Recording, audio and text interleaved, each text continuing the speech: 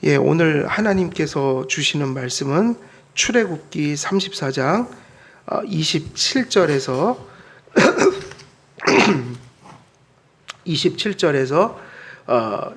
35절까지 말씀 중에 오늘 또 설교하는 27절에서 28절까지 제가 봉독해 드리도록 하겠습니다. 출애굽기 34장 27절에서 35절까지 중에 27절에서 28절 봉독해 드리도록 하겠습니다. 여호와께서 모세에게 이르시되 너는 이 말들을 기록하라. 내가 이 말들의 뜻대로 너와 이스라엘과 언약을 세웠음이니라 하시니라. 모세가 여호와와 함께 40일 40야를 거기서 있으면서 떡도 먹지 아니하였고 물도 마시지 아니하였으며 여호와께서는 언약의 말씀 곧 십계명을 그 판들에 기록하셨더라. 아멘. 오늘 주어진 본문 말씀 지난 시간에 이어서 특별히 금식과 관련하여 또 전해드리도록 하겠습니다. 우리가 지난 시간에 전했던 말씀 잠시 돌아보면 지난 시간에 우리가 이 본문 속에서 다루고 있는 중심적인 주제는 그 사건은 모세가 하나님 앞에 십계명을 받는 일이었고 규례를 하나님 앞에 받는 일이었죠. 십계명과 규례는 이스라엘 백성들이 예수님이 오시기 전 그 구약 시대에 성전을 중심으로 그리고 율법을 중심으로 예수 그리스도를 바라보며 예배하고 살아가는 삶의 중심이었다. 그래서 모세가 깎아놓은 돌판에다 하나님은 친히 십계명을 새겨주셨고 그리고 하나님께서 그 십계명의 본질 속에서 파생된 여러 가지 의식법들과 시민법적인 것들 또 그 절기적인 이런 여러 가지 의식들을 말씀으로 들려주실 때 그것을 모세의 손으로 기록하게 하셨다. 그래서 이 사건은 하나님 앞에서 그들이 그리스도를 바라보며 살아갈 예표적이고 몽학선생적인 율법을 받는 중대한 일을 모세가 지금 그 일을 수행하고 있는 것이다.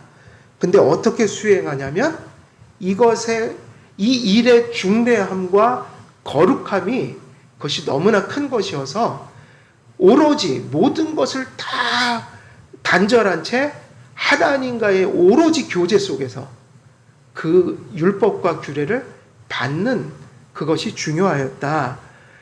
근데 그 하나님과의 교제에 몰입하기 위한 하나의 수단이 뭐였냐면 그게 금식이었죠. 먹는 일과 마시는 일을 딱 멈춘 거예요.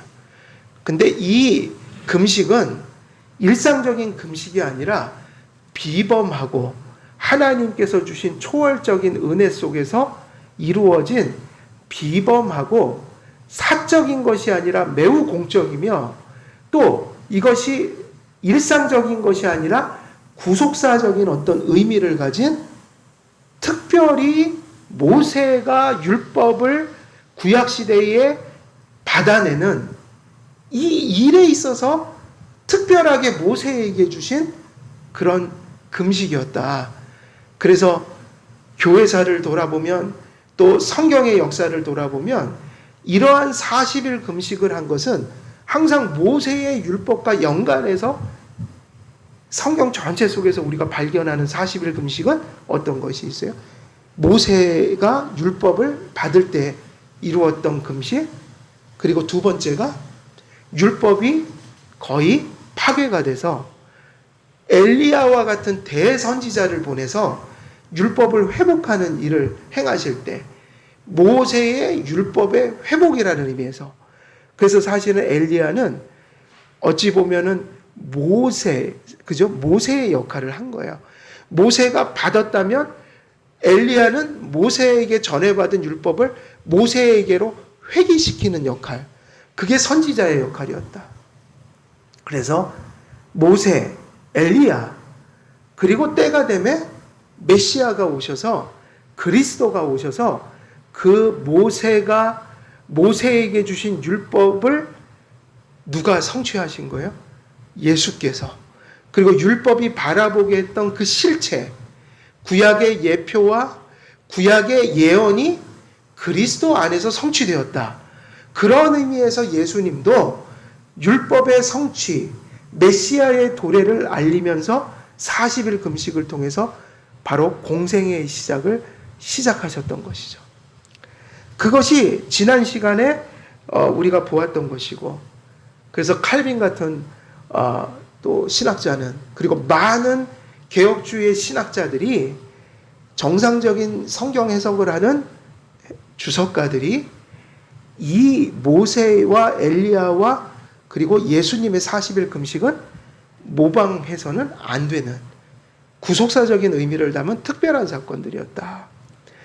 그래서 우리가 한국 교회 안에서 40일 금식 이 기도를 마치 일상적인 규례인 것처럼, 성경이 우리에게 명령한 규례인 것처럼 성경을 잘못 해석해서 그것을 이렇게 모방해왔던, 규례처럼 여겨왔던 것은 잘못된 것이며, 특별히 그것을 넘어서서 40일 금식 기도를 일종의 자기의 경건을 자랑하거나 또 확증하는 일종의 경건의 이력서, 혹은 자기의, 혹은 은사주의에 빠진 분들은 은사를 체험하는 일종의 관문, 이런 식으로 금식을, 이런 인간적인 소위 말하면 예수님이 말씀하신 인간의 규례, 그런 것을 만든 것은 잘못된 것인 것이죠.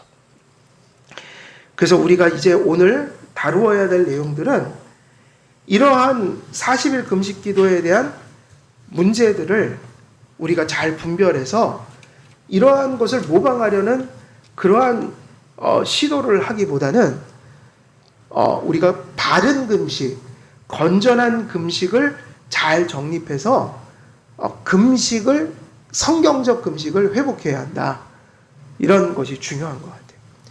그러니까 40일 금식은 모방하지 말아야 되지만, 그러나 건전한 금식은 교회 안에서 잘 활용될 필요가 있고 사용될 필요가 있다.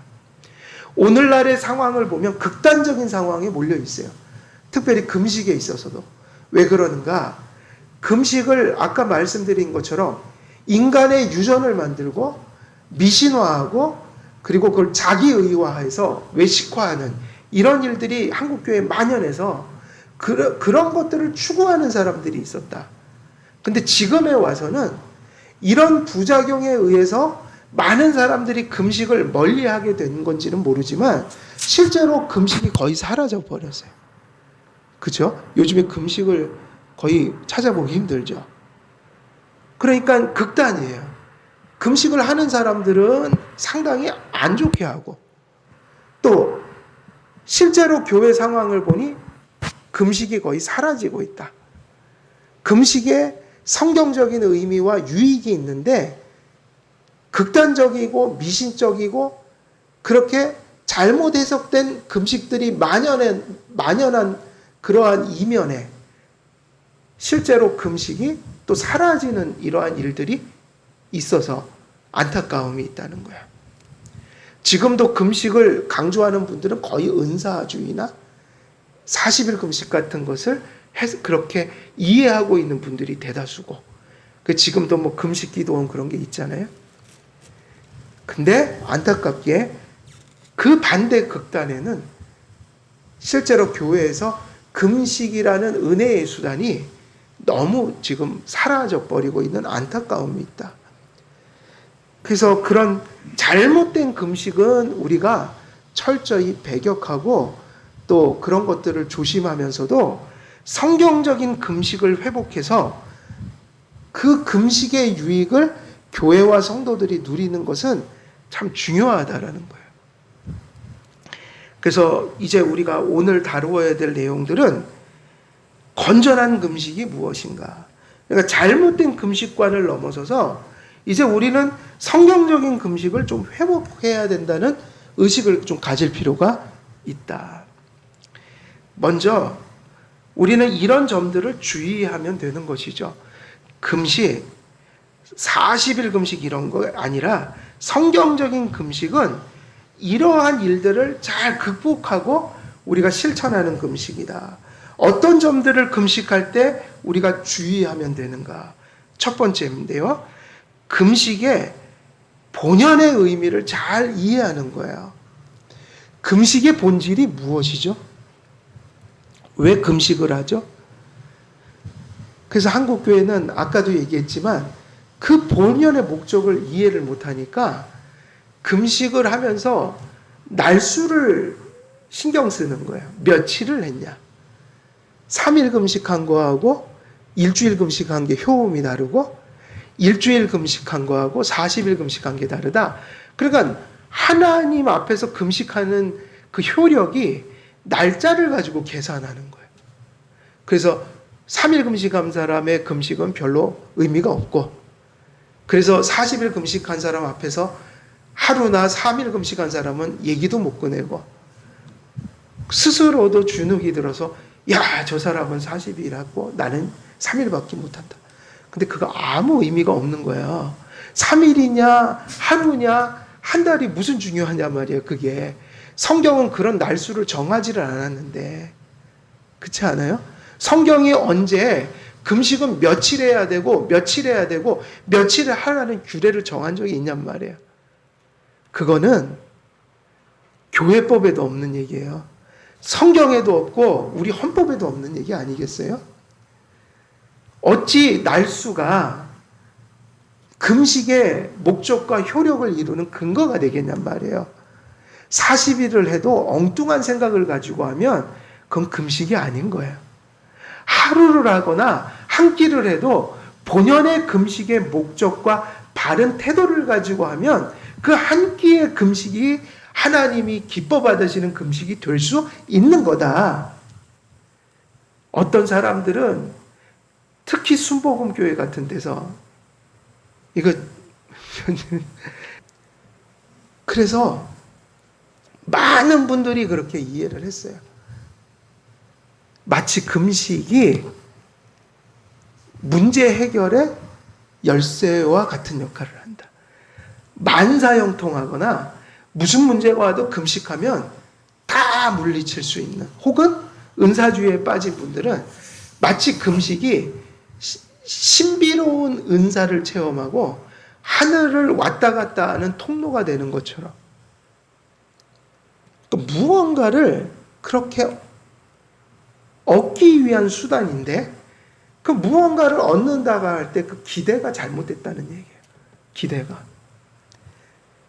하나님은 은혜를 주시고 하나님은 문제를 해결해 주시기도 하지만 더 중요한 것은 문제를 해결하는 게 더 큰 게 아니에요. 문제를 해결하는 것은 정말 중요한 거지만 문제를 해결하기 전에 그 문제들 속에서 하나님께서 기뻐하시는 뜻을, 그 모든 일들 속에서 하나님이 의도하신 뜻을 우리가 분별하는 게 더 중요한 거죠. 만일 그런 식으로 해석을 하면 우리들에게 다가오는 모든 문제들은 다 그저 저주인 것밖에 안 되는 거예요. 성경은 근데 그렇게 가르치지 않거든요.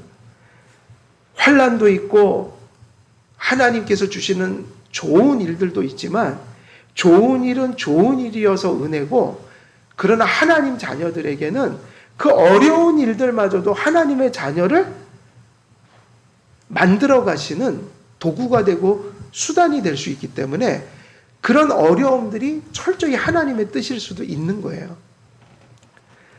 그런데 우리가 어떻게 그런 생각을 할 수 있냔 말이에요. 무조건 우리가 바라고 우리가 욕망하는 것이 이루어지면 복이고, 내가 생각하지 않고 원하지 않는 것을 직면하면 그건 저주고, 근데 인생은 실제로도 그렇지 않으며 하나님의 성경은 절대로 그런 인생을 가르친 적이 없어요. 그래서 좋은 일들은 좋은 일대로 나쁜 일이 될 수가 있고, 나쁜 일이 좋은 일이 될 수도 있다. 그래서 세상 사람들도 일반적 섭리를 인식하기 때문에 세상 만사 세옹지마라고 그랬어요. 그러니까 신학적으로 타락한 번영주의, 은사주의는요, 세상의 철학만도 못한 거예요. 세상 지혜. 왜냐하면 세상 사람들은 그걸 알았거든요. 인생지마 세옹지마다. 좋은 일인지 알았더니 그게 내게 해가 될 때도 있고, 그게 나쁜 일인지 알았더니 그게 내게 유익이 됐다. 다리가 똑 부러져 버린 거예요. 아이고, 내게 왜 이런 일이 생겼을까? 그랬더니 그때 전쟁이 터져갖고 전쟁에 나가질 않는 거예요. 마침 전쟁 터질 때 다리가 똑 부러져갖고 징집이 안 된 거예요. 이거는 좋은 일이에요, 나쁜 일이에요? 나쁜 일이 좋은 일일 수도 있는 거죠. 그러니까 세상의 수준에서 세상 사람들도 그렇게 느끼고 산다는 거예요. 엄청 좋은 일인지 알았는데 로또를 맞아갖고 그냥 수백억을 받았는데 그것 때문에 인생 망친 사람이 한두 명이 아니더라고요. 실제로 로또로 부자가 된 사람들이요, 로또로 망해요. 가족들 다 잃어버리고 돈 때문에 노숙자가 돼버려요. 그 로또 때문에. 그냥 하던 대로 먹고 살면 아무 문제가 없었는데 로또 때문에 인간관계가 다 파괴돼 버리고 그것 때문에 허영에 쌓여서 탕진하다가 경제적으로도 이전보다 더 못한 상태가 돼버렸다. 그러니까 알 수가 없어요. 좋은 일이 와도 조금 긴장할 필요가 있고 나쁜 일이 왔다고 해서 그렇게 좌절할 필요는 없다. 근데 세상의 교회에서 인생지마 세옹지마다라는 말만도 못한 사상을 가르친 거예요. 기도하고 금식하면 만사형통한다. 만사형통이 도대체 뭔가? 인생이 실제로 그렇게 되는가? 그렇지도 않은데 사실은 일종의 그건 신학적 사기예요. 인생은 원래 힘든 일과 좋은 일이 교차하게 하나님 만들어 놓으신 거예요. 좋은 일은 좋은 일대로 복이 되고 어려운 일도 가끔 있어서 우리가 나를 돌아보고 회개도 하고 또 그런 일들을 통해서 연단받아 신앙이 굳건해지고 또 그런 어려운 일들이 있다 보니 나의 연약함을 깨닫고 하나님의 은혜로 사는 그 은혜의 깊이를 다시 한번 확고히 깨닫고 이런 것들이 그렇게 세상 만사가 그렇게 만사형통, 세상이 생각하는 일사천리의 그런 획일적인 삶으로 우리가 가는 것이 아니다. 근데 그렇게 가르친 거예요. 며칠 금식하면 경제 문제도 해결되고 육신의 질고도 해결되고 당신이 소원하는 건 다 소원 성취되고 무당들만도 못한 무당들도요 그런 지혜는 있어요. 받아들여야 될 건 받아들이고 살라. 이런 얘기를 해준다니까요. 근데 이상하게 기독교에서 이상한 신학들이 나와서 지상천국 유토피아 비슷한 거를 성도들에게 심어놓아 일종의 그것에 마취되어 사실은 사기당해서 이상한 사고를 만들어버리고 그런 어떤 아주 위험한 신앙삶의 태도를 가르친 적이 많다. 여러분, 금식은 최고의 목적과 하나님이 금식을 통해서 주시는 하나님이 의도하신 가장 중요한 하나님의 은혜가 무엇일까요? 도대체 금식은 무슨 의미를 가진 걸까요? 금식의 본질은요, 하나님과의 교제에 몰두하기 위한 통로고 수단인 거예요. 그리고 다른 것 없어요. 금식을 왜 한다고요? 왜 모세가 특별한 금식을 했지만 거기서도 금식의 목적이 나왔거든요. 먹지도 않고 마시지도 않았다. 무슨 차력사입니까? 아니잖아요. 40일을 안 먹고 안 마신 게 뭐 자랑일 필요는 없잖아요. 그죠? 목적은 하나였죠. 왜 안 먹고 왜 안 마셨는가? 하나님 외에는 그것조차도 생각 안 하려고요. 너무 중요한 일이어서. 하나님이 모세에게 특별한 은혜를 주셔서 40일 동안 먹지도 마시지도 않고 주님만 바라보게 했다고요. 뜨거운 하나님과의 교제 속에서 십계명을 받은 거예요. 사실 십계명은 그렇게 받아야 돼요. 왜냐? 여러분, 말씀도요, 하나님 앞에 몰입해서 받아야 돼요. 하나님의 말씀은요, 뜨거운 사랑으로 받아야 돼요. 뜨거운 집중력으로 받아야 돼요. 왜 그러냐면 율법의 본질이 뭐죠? 하나님과 이웃을 사랑하는 거예요. 사랑이 본질이었다고요. 하나님 사랑, 이웃 사랑. 그러면 그 율법을 받는 사람은 어떤 마음으로 율법을 받아야 돼요? 뜨거운 마음으로 하나님을 사랑하고 저 밑에서 기다릴 그 죄인들, 연약한 백성들을 사랑하는 뜨거움으로 그렇게 하나님을 바라보는 몰두함 속에서 받아야 됐던 거예요. 금식은 하나님과의 교제의 몰두였어요. 여러분이 금식을 한다면 그 목적은 하나밖에 없어요. 우리가 사실은 하나님 앞에 기도하고 하나님과 교제하는 게 쉽습니까? 어렵습니까? 사실은 어렵잖아요. 사실은 집중을 잘 못해요. 사실은요, 우리는 머리와 입으로는 주님 주님 그러고 살아가지만 그 뭔 일이 있으면 아이고 주여 그 얘기는 잘해요. 사실 습관이 돼갖고요. 어떤 분은 커피 먹다가 뜨거운 커피 먹다가 이렇게 놓쳐갖고 근데 깜짝 놀라니 아유 주여 커피 먹다가 그러다가 주여 부르더라고요.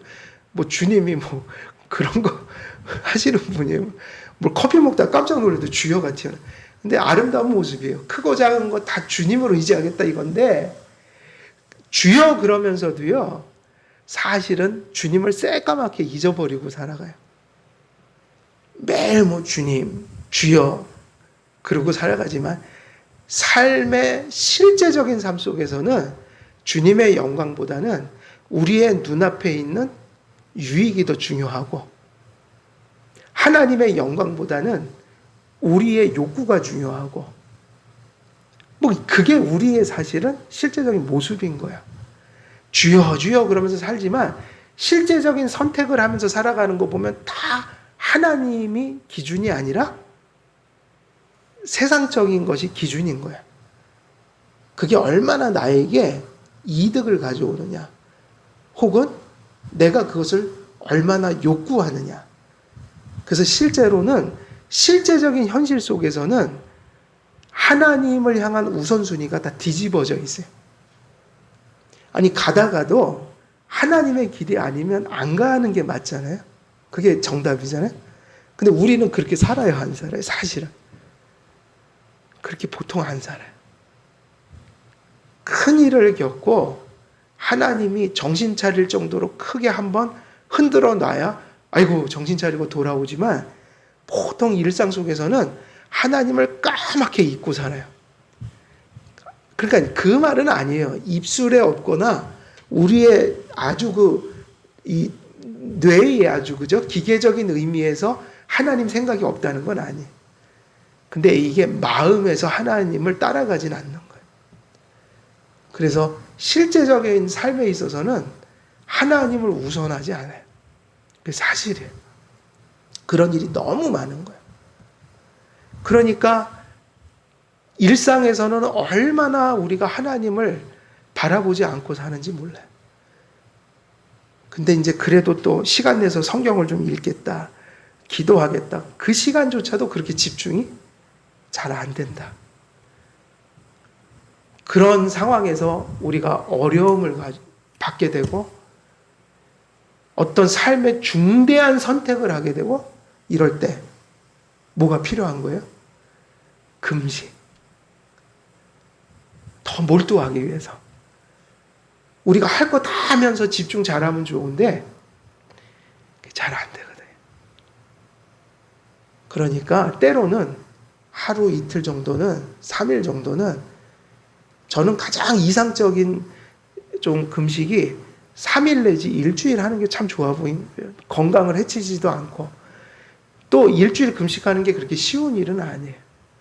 그것도 몸이 안 좋으신 분들은 하면 안 돼요. 일주일씩.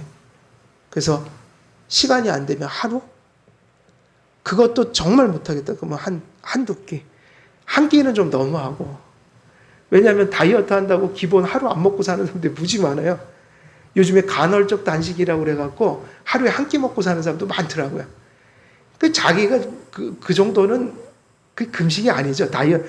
또 어떤 분은 이제 그런 분도 봤어요. 말은 금식인데 그 한편에 이거 금식도 하고 살도 빼자.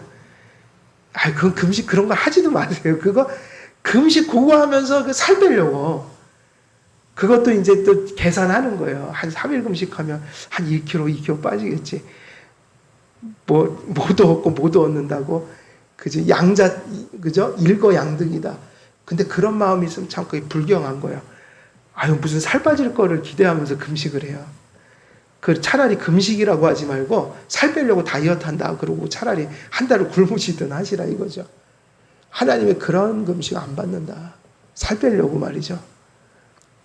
진짜 하나님 때문에 하나님 앞에 몰두하려고 하루 정도, 3일 정도, 한 일주일 정도는 내가 금식하면서 누구에게만 몰두하는 거예요? 하나님. 성경 읽고 기도하고 힘 빠지니까 또 다른 거 잘 못하잖아요. 그러니까 뭐 하겠어요? 앉아서 물 먹고 성경 읽게 돼 있어요. 한 일주일 금식하면 사실은 일상생활 어려워요. 그래서 직장생활 하시는 분들은 그렇게 하는 거 좀 위험해요. 안 돼요. 그게 힘들어요. 그러니까 그런 기회가 생겼을 때, 환경이 생겼을 때, 혹은 정말 중대한 일이라면 회사에다가 여름 휴가 가지 마시고 진짜 하나님을 사랑한다면, 그리고 진짜 중대한 일이라면 여름 휴가 반납하고 금식할 만하죠. 근데 회사 다니면서 또 많은 에너지를 소모하는 그런 일들을 하는 분들은 일주일 금식하다가 몸이 망가질 수 있어요. 그래서 그게 힘들면 하루 한 3일 이렇게 금식하시면서, 근데 중요한 게 뭐다? 시간이 아니라 하나님께 몰두하는 거. 그래서 금식은 뭐냐? 교제란 말이에요.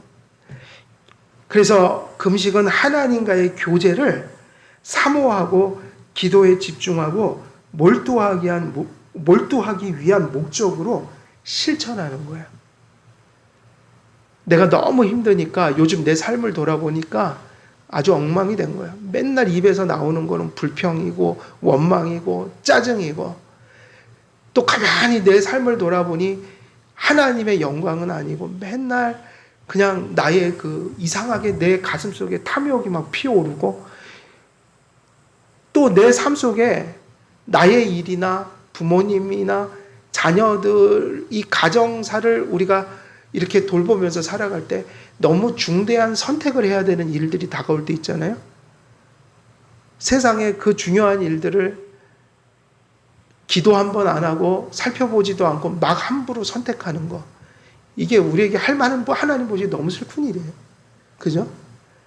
하나님 앞에 말씀 읽고 기도하면서 자꾸 묻는 거예요. 하나님, 이게 하나님 뜻입니까? 이게 제 뜻입니까?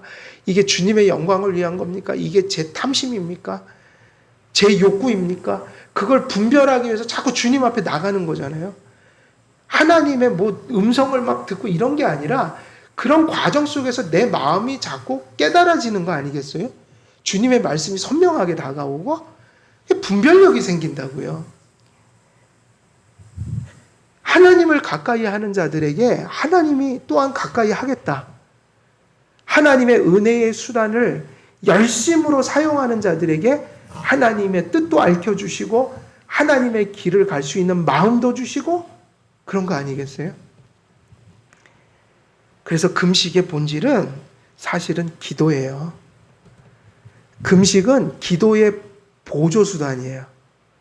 금식이 기도와 따로 있고 교제와 따로 있고, 그래서 며칠 금식하고 버티면 문제가 해결되는 게 아니라 금식은 기도하면서 말씀 보면서 하나님과 교제에 몰두하기 위한 부차적 수단이다. 그러니까 금식은 기도하고 동일한 거라고요. 어찌 보면.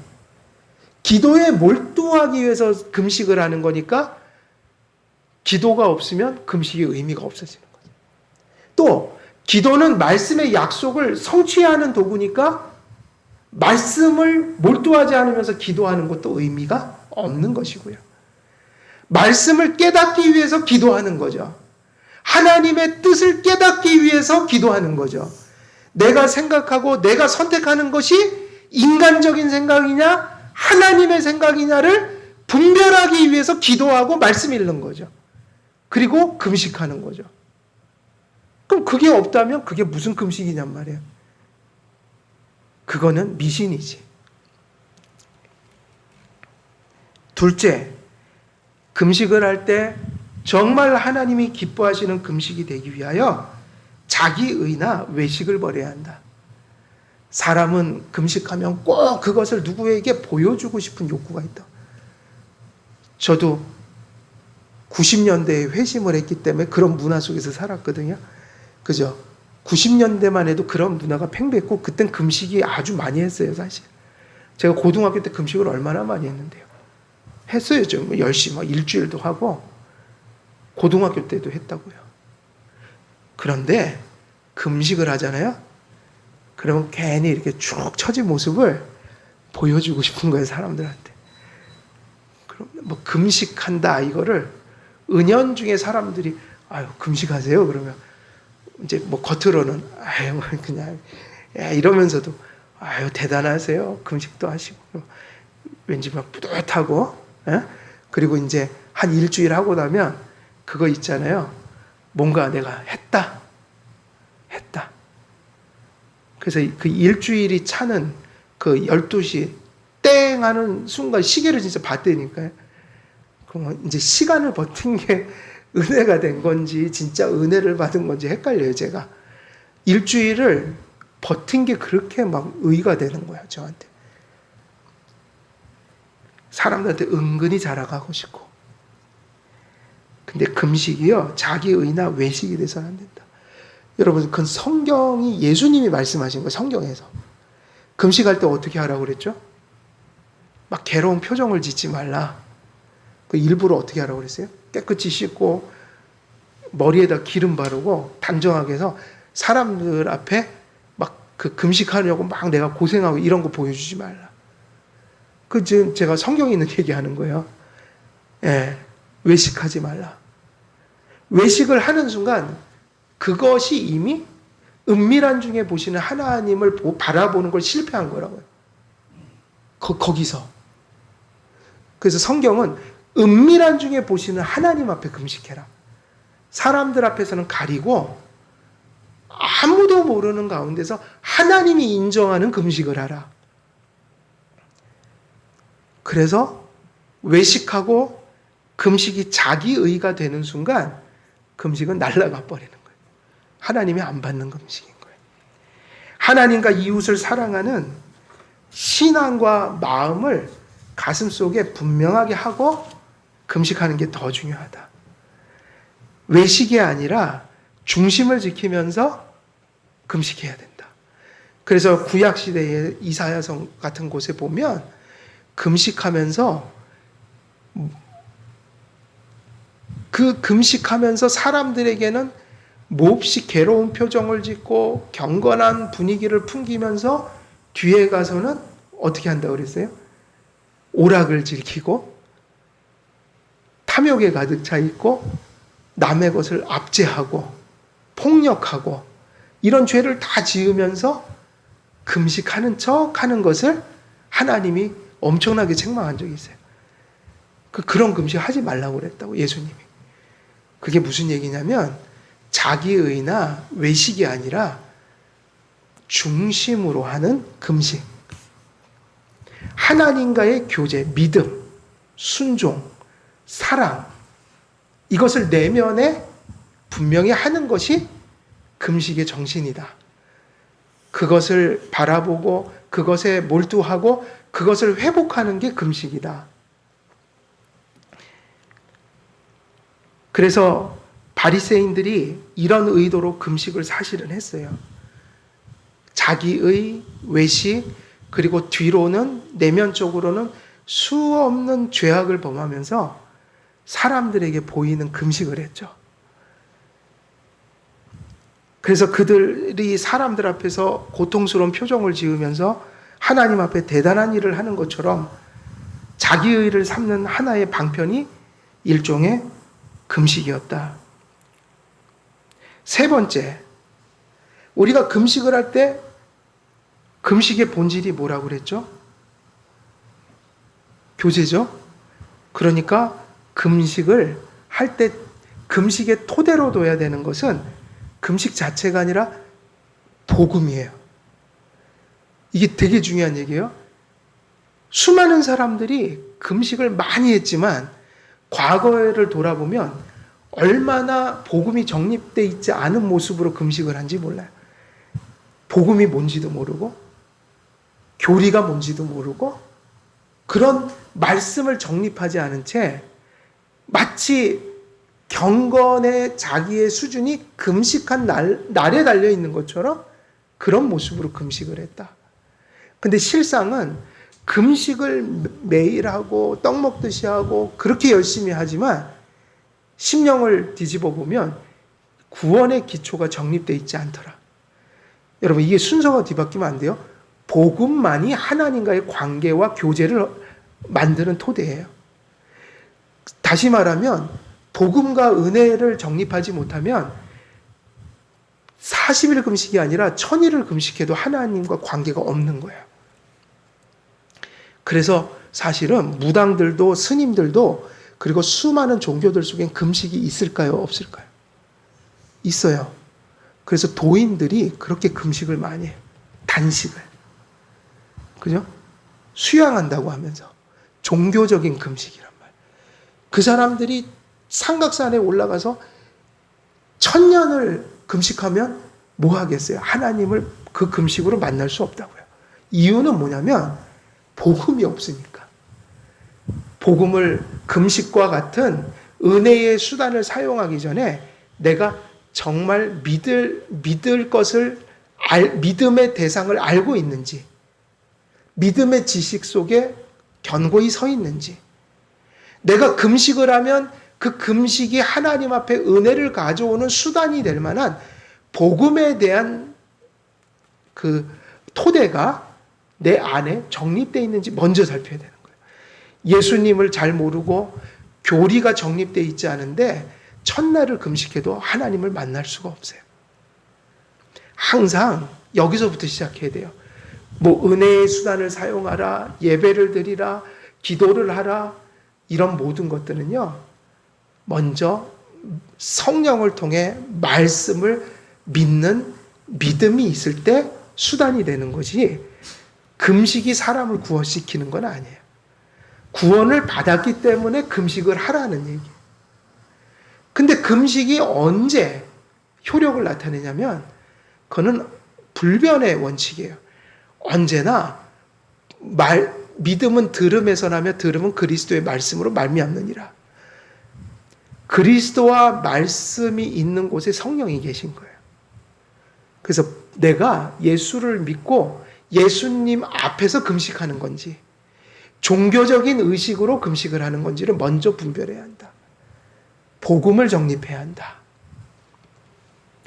복음을 정립한 바른 믿음으로 금식해야 합니다. 그래서 말씀이 없는 금식은 아무 의미가 없어요. 그래서 교회의 표지는 말씀인 거예요. 심지어는 교회의 표지인 성례조차도 말씀이 없으면 의미가 없는 거예요. 성례가 말씀에 종속되어 있거든요. 그래서 성례의 의미를 말씀으로 먼저 설교를 하고 나서야 성례를 집행하죠. 근데 여러분, 금식을 하는 사람들이 복음을 모른다? 교리를 알지 못한다? 그러면 그건 아무 의미가 없는 거예요. 금식이 나를 구원하거나 금식이 은혜를 주는 게 아니라 말씀을 따라 금식을 할 때 말씀의 토대 위에서 금식이 효력을 나타내는 거죠. 하나님의 진리를 알지 못하고 믿지 않으면서 자신의 열심과 바램을 채우는 수단으로 금식해서는 안 된다. 금식을 하는 가운데 반드시 말씀이 정립되어야 한다. 말씀과 함께 기도가, 그리고 말씀과 기도와 함께 금식이 이렇게 따라와야 되는 거예요. 금식을 강조하는 분들이 복음과 건전한 신앙 고백을 정립하지 못한 채 문제 해결, 병 고침, 물질 번영 이런 걸 가져오는 기계적인 수단처럼 그렇게 금식하는 분들이 많았어요. 그들이 금식하면서 무엇을 얻었다고 하는 얘기를 들어보면 다 이런 거였어요. 문제 해결, 병 고침, 번영. 근데 그러다 보니 믿음의 내용과 대상이 불분명한 채 그것이 없이도 마치 하나님과 교제하는 것처럼 착각하는 분들이 많았다. 금식은 자신의 바램을 채우거나 신비주의나 은사주의적인 자기 경험을 추구하는 수단이 아닌 거예요. 하나님의 말씀을 받은 자들이 하나님의 말씀을 바라보는 믿음이 흔들리고 그런 위기를 맞이할 때 혹은 더 말씀을 붙들기 위하여 열심을 내고자 할 때 하나님과의 교제에 몰두하게 하는 은혜를 베푸시는 그러한 중요한 수단이었다. 사실 금식의 열심은 도교에도 있고 무속신앙에도 있고 불교에도 있고 어떤 이들은 정신집중, 마음수련, 심지어는 건강을 위해 금식하는 사람들도 오늘날 많습니다. 근데 그 모든 금식 속에 뭐가 빠져 있죠? 복음의 진리가 빠져 있죠. 참된 교리와 신앙 고백이 빠져 있죠. 이런 금식은 교회에서 할지라도 그건 미신적일 수밖에 없는 것이에요. 그래서 말씀을 잘 정립하자. 그리고 말씀 속에서 하나님과의 교제를 바르게 하기 위한 본질적인 목적이 금식에 있다. 넷째, 금식은 덕이 되고 건강에 해가 되지 않는 선에서 해야 돼요. 사울이 전쟁이 일어났는데 뜬금없이 그죠? 금식을 선포해 버렸잖아요, 사울이. 그래갖고 이스라엘의 그 요나단과 그 아들과 병사들이 싸울 때 금식을 선포하는 바람에 힘이 빠져버린 거예요. 때에 맞지 않는 금식을 한 거란 말이에요. 그리고 또 그것 때문에 범죄를 하게 되었고. 그러니 금식은요, 덕이 되고 건강에 해가 되지 않게 해야 한다. 40일 금식이나 자신의 한계를 넘어선 기간 동안 건강을 해치고 생명의 위협을 받을 정도의 금식을 하나님은 성경에 명령한 적이 없어요. 네. 금식은 건강을 해치지 않는 적절한 기간을 정해 행해야 합니다. 그래서 40일 금식 기도가 옳지 않다는 거예요. 지금은 코로나19죠. 사실은 코로나19가 와서 어떻게 보면 금식 기도가 절실한 때일 수도 있지만 어떤 면에서는 일상생활이 그대로 또 지속되고 있기 때문에 잘못하면은 무리하게 하다가 몸의 면역력이 떨어지고 건강을 잃을 수도 있어요. 그래서 지금은 형편이 되거나 체력이 되거나 각자가 금식의 절실함을 느껴서 자발적으로 금식하는 것은 유익하다. 그러나 그걸 단체적으로 선포하고 싶은 마음도 있었지만 그걸 함부로 제가 헌법에 보면 아주 위급한 상황에서는 당회가 금식을 선포할 수 있거든요. 근데 그것이 이런 건강의 문제가 찾아온 시기에는 어려움이 올 수도 있는 부분이기 때문에 자제하고 있는 거죠. 그러나 개인적으로 시간과 건강이 허락되고 여건이 된다면 이럴 때야말로 교회와 교우들과 이 어려운 시기를 위해서 금식하는 성도들이 많을 때 참 감사한 일인 거죠. 그거는. 하지만 이럴 때 획일적으로 무리하게 하는 것은 그러다가 건강을 해치거나 개인적으로 또 시험이 들 수도 있는 거예요. 그래서 금식은 건강이 해쳐지지 않는 선에서 덕이 되도록 해야 한다. 다섯째, 금식을 타인이 강요해서는 안 된다. 강요적인 것이 돼서는 안 된다. 그래서 캐톨릭 교회에서는 이 금식이 인간의 유전처럼 규례가 돼서 상당히 강제적으로 사실은 이게 주어졌었어요. 그러나 우리 지금 종교개혁 이후에 특별히 장로교회는 이제 그 직분자를 뽑을 때는 금식을 선포할 수 있고, 국가적 위기나 교회적 위기가 찾아오면 아까 말씀드린 대로 당회가 이것을 선포할 수 있어요. 그러나 대부분의 금식은 강요가 아니라 뭐여야 돼요? 자발성을 가지고 각자에게 금식의 신학과 유익을 전하여 각자가 자발적으로 하는 게 맞는 거예요. 강제적인 게 돼서는 안 된다. 그래서 일부 경우에는 그것이 헌법을 통해서 성도들에게 당회가 그러한 금식을 공적으로 수행하는 몇 가지 사례가 있지만 대부분은 자발적인 금식이 되어야 한다. 그 다음에 이제 마지막 6째입니다. 6째 금식은 어떻게 해야 할까요? 겸손하게 해야 합니다.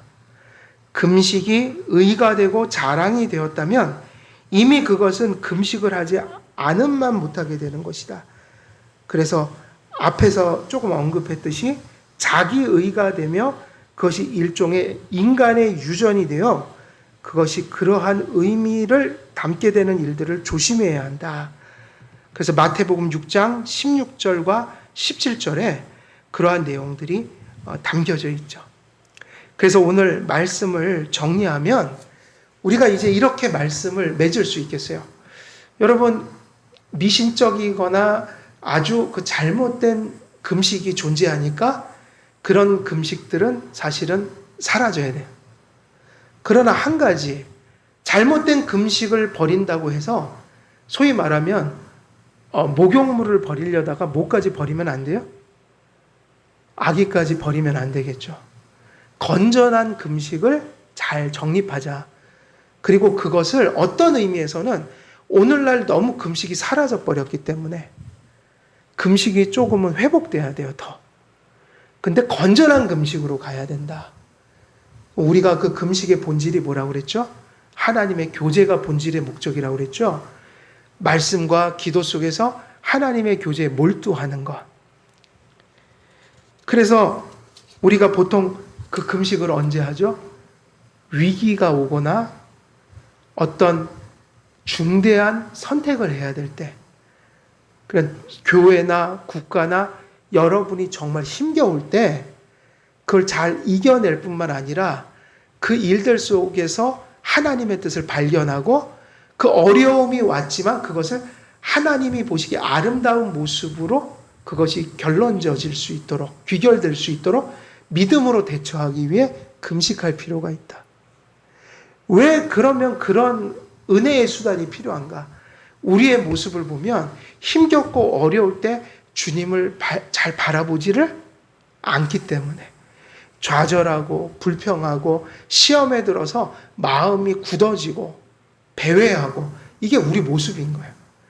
그러니까 그렇게 중대한 일과 우리가 또 큰 죄를 져서 회개할 일이 생기고 교회와 국가와 개인에게 중대한 선택을 해야 되는 일들이 올 때 그 어느 때보다도 주님을 말씀을 통해서 바라봐야 하고 기도를 통해서 은혜를 간구해야 되는 때니까 뭐가 필요한 거죠?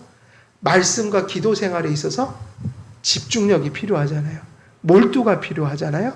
그리고 수없는 방해물들을 차단할 필요가 있잖아요.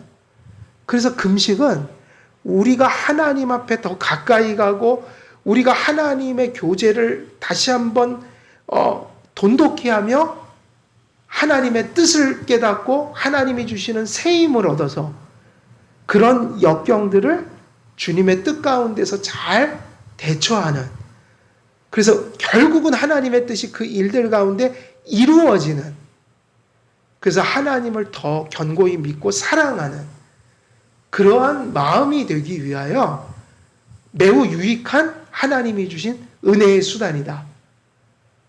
그래서 지금 이렇게 어려운 때, 코로나19로 혹은 가정의 어려움으로 육신의 질고로 신앙의 나태함으로 혹은 여러 가지 갈등으로 또 어떤 중대한 선택을 해야 되는 상황이 직면되어 있기에 우리가 하나님 앞에 그를 전적으로 의지하고 붙들기 위하여 그분을 바라보기 위하여, 교제하기 위하여 우리가 금식을 할 필요가 있는 것이죠.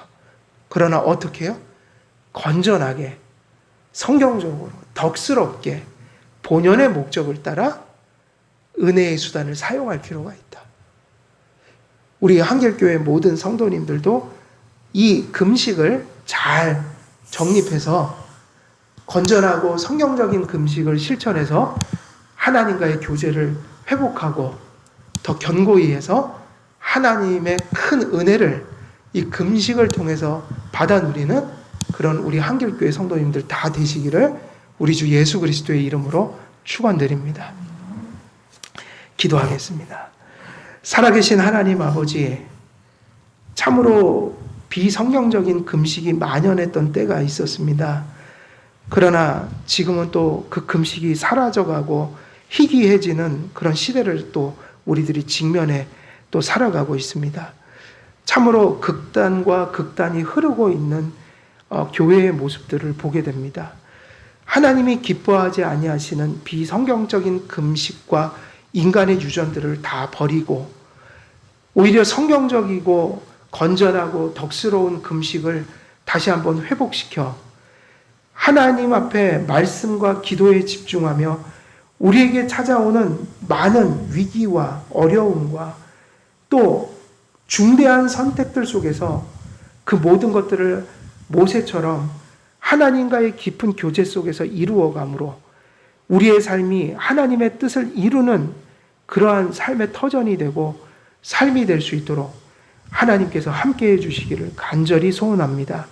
다시 한번 성경적이고 또 하나님 앞에 복된 금식이 회복되어 그 은혜의 수단을 우리가 사용함으로 하나님 앞에 큰 은혜를 받아 누리는 우리 한길교회 모든 성도들이 될 수 있도록 하나님 함께해 주시옵소서. 감사드리옵고 우리 주 예수 그리스도의 이름으로 기도드리옵나이다. 아멘.